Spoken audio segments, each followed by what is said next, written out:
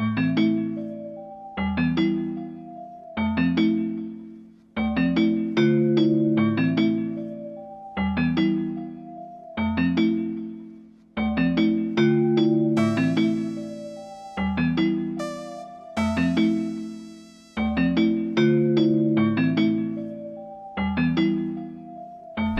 everybody, Irashai Masay, it's your host, Andres Salazar. We're here, the Art of Film episode, a bonus episode. We'll do another bonus episode. We're here on location, special assignment, Santa Barbara, California for the week. I just finished editing the documentary film, feature length film, Chameleon, that has been edited, been vetted, and now I am in the process of editing it another time. So this is round 2 of edits, and then we'll start shopping it around. But check out my Patreon below, and you can see all about that documentary, as well as a new little short film I'm going to work on. Very excited about. It's going to be black and white. It's going to be my ode to Godard and all that kind of like French New Wave. So I know that's like 60 years in the past, but damn it, I want to do it. So we'll do that. That'll be fun. Check that out.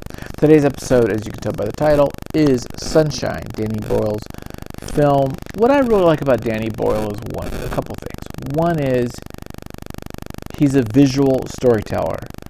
I don't know if he's using the same DP for everything, but his films have a visual look to them. They're engaging visually. He's thinking about that. I really, really like visual stuff, clearly, right? Based on this channel. I like the fact that he is doing something different every time. He does all these different genre things. He is not the guy to do one type of thing. He does it all, and I really like that too. So this was his dabble in sci-fi world, right? Like space, deep space, horror type of thing. And I'm all about it. I love sci-fi.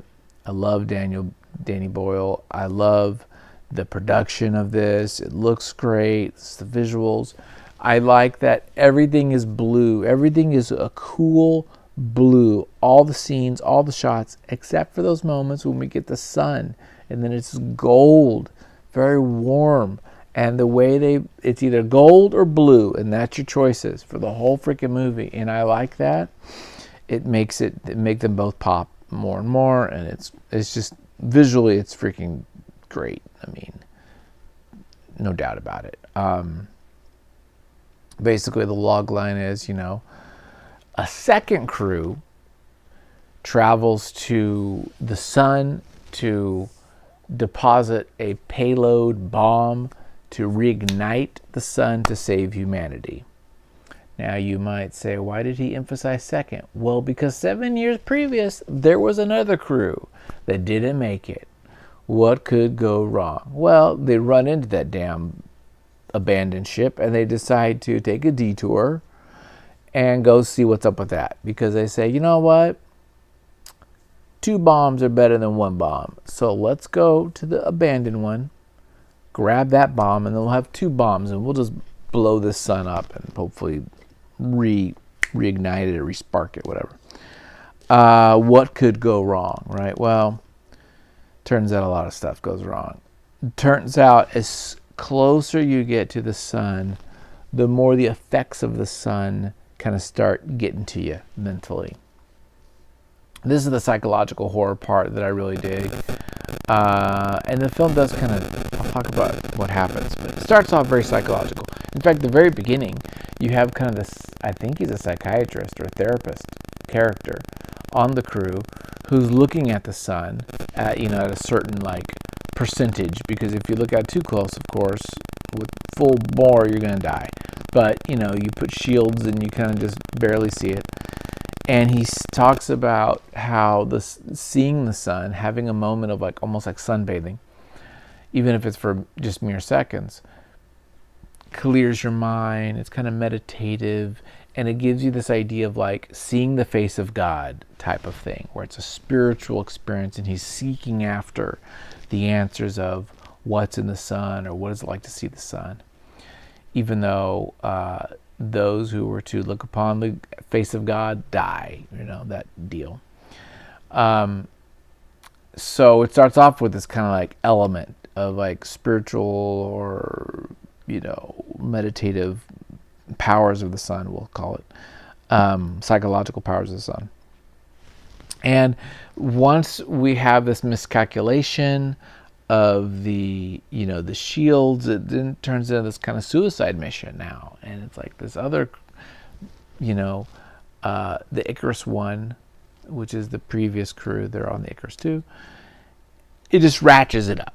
So the movie, he does a great job. If you want to learn something, we talk about learning things, ratcheting up the tension three ways. There's the plot tension of the situation we're in, right? We're going towards the sun to hopefully save humanity, and we might die. There's also the tension of the interpersonal tensions of we have these characters, we now feel like someone might be betraying another, or we distrust people, or we're not all on the same page with the plan, and maybe we all don't want to do this, that kind of a deal.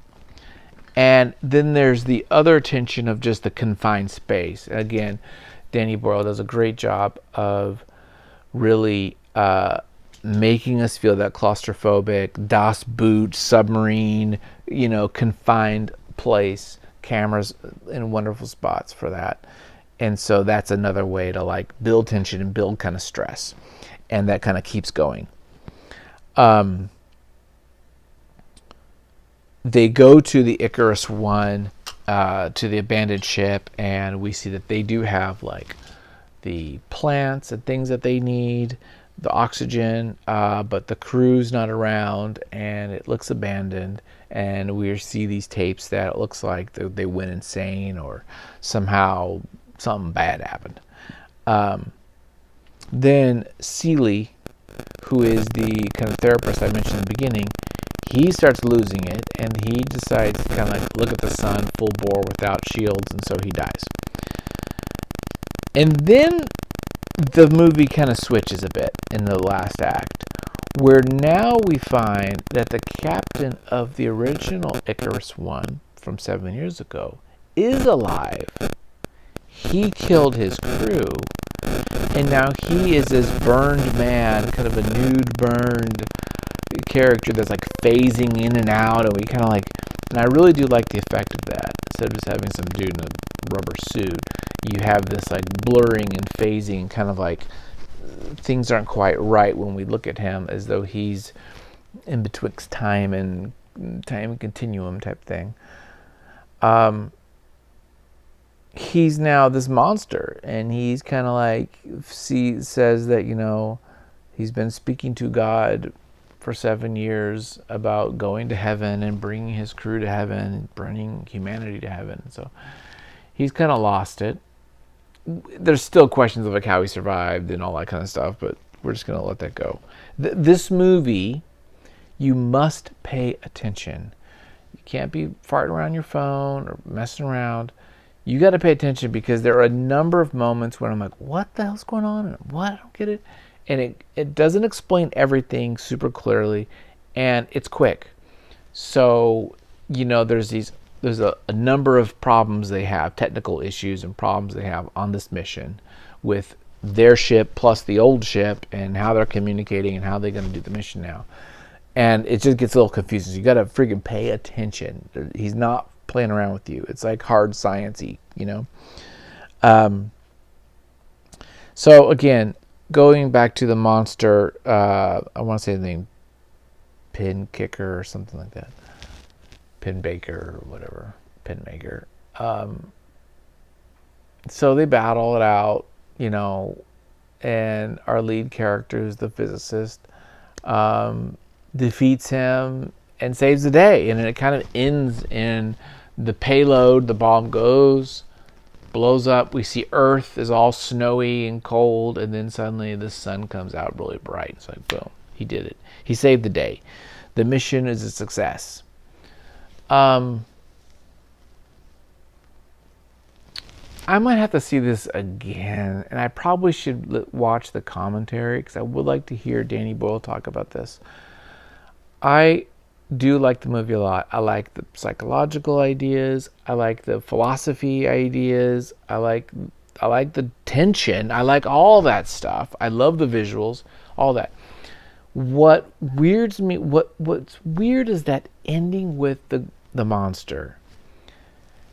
And I think if he was just like a crazy old man